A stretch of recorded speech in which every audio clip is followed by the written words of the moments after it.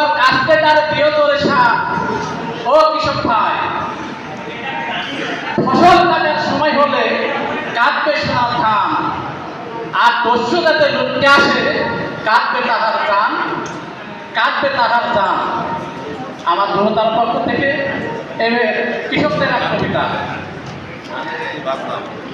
সূর্যটা স্বাধীনভাবে আলো দেয় এই পৃথিবীর বুকে, বৃক্ষ রাতি লতাগুলো নাচে সবুজের সুখে, পশু পাখি কীট পতঙ্গ জীবন তারাও বেঁচে থাকে। এই মানুষ মরে মানুষের দ্বারা শোষণ বঞ্চনার দুঃখে, কিষান দেহের শক্তি ঢেলে ফলায় সোনার ধান, সে ধান যায় মহাজনের গোলায় কাঁধে শৃঙ্খলত প্রাণ।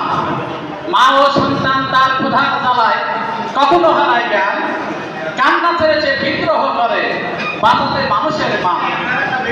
কঠিন মাটি বুক চিরে সে ফলায় সবরণ্য, শোষণের ছিকলে হাত পাতার বাধা শুধু মুনাফার জন্য।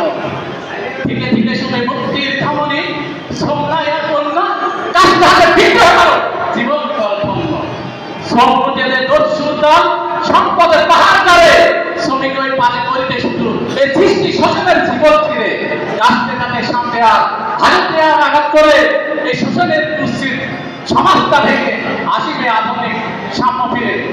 ধন্যবাদ সবাইকে।